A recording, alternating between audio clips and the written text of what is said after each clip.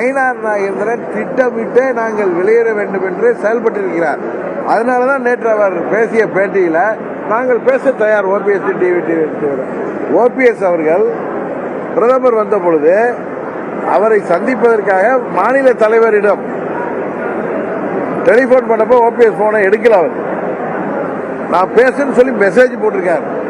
அதையெல்லாம் மறைத்து விட்டு பொய்யாக என்னிடம் வந்து கேட்டிருந்தால் நான் செய்திருப்பேன் சொல்றாரு. அது அகம்பாவம் தானே, ஆணவம் தானே. நீங்க பாஜகவோட மாநில தலைவர் தான், எங்களுக்கு என்ன சார்? ஓபிஎஸ் கேட்டா ஓபிஎஸ் அதெல்லாம் வெளியிடுற அளவுக்கு அநாகரிகமானவர் அல்ல. இவர் நான் பொய் சொன்னதை அவர் எடுத்து வெளில விட்டார். இன்றைக்கு கூட நேற்று பேட்டியில் பாருங்க, நான் பேச தயார். சும்மா அரசியலுக்காக அவர் புருடா விடுறார். அவருடைய மனநிலை அது அல்ல. அவர் பாஜகவின் மாநில தலைவராக அந்த கட்சிக்கு நல்லது எது என்பதை அவர் செயல்படுத்துவதாக தெரியவில்லை. நாங்கள் வெளியேறதுக்கு முக்கிய காரணமே அவருடைய செயல்பாடுகள், அவருடைய மனநிலை. அதான் சொல்றேன், ஓபிஎஸ்க்காக இவர் எதுக்கு பேசணும்னு கேட்கிறாரு. அப்பவே தெரியலையா அவருடைய மனநிலை என்ன என்பது? ஓபிஎஸ்க்காக நான் பேசாம யார் பேச முடியும்?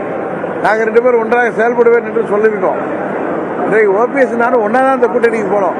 எனக்காக தேனி தொகுதியை விட்டு கொடுத்தவர் ஓபிஎஸ். அவர் மகன் வெற்றி பெற்ற தொகுதியை நான் போட்டியிட வேண்டும் என்று எனக்காக வெற்றி கொடுத்து விட்டு அங்கே ராமநாதபுரத்தில் வந்து சுயேட்சை சின்னத்தில் இருந்தவர்.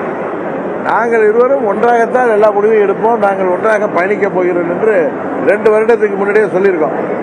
அவருக்கு நான் குரல் கொடுக்காமல் யார் பேச முடியும்?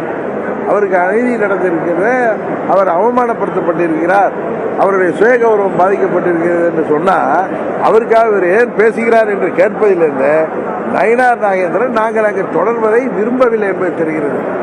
இன்னொரு இது பேசுறாங்க, இதற்கு அண்ணாமலை பின்னல்ல. அண்ணாமலை முதல் நாளிலிருந்து அண்ணன் அவசரப்பட வேணாம், அண்ணன் சற்று பொறுமை காருங்கள், உங்களுக்குள்ள மரியாதை கிடைக்கும். நான் அவர்கிட்ட சொல்லிருக்கேன், இல்லை ரைட் பிரதர், பழனிசாமி முதலமைச்சர் ஆகிட்டு ஏற்றுக்கிட்டு நாங்கள் வர முடியும். என்ன எங்களை எங்கள் கட்சியை அழைத்து கொண்டு எங்களை தற்கொலைக்கு சமமான முடிவை நாங்கள் என்றைக்கு எடுக்க முடியாது அவர்கிட்ட சொல்லியிருக்கேன். அவர் என்ன சமாதானப்படுத்தார்? அவர் தலைவராக இருந்த பொழுது அவர் நடுநிலையோடு செயல்பட்டார், எங்களது தேவையை உணர்ந்திருந்தார்.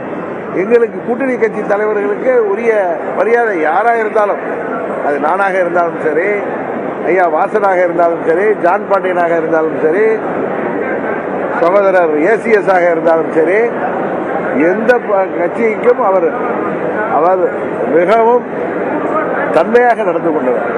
நாங்கள் இவரிடம் எதிர்பார்ப்பது யதார்த்தத்தையும் தன்மையும் தான். இவர் ஏதோ ஒரு அகம்பாவத்தில் பேசினால்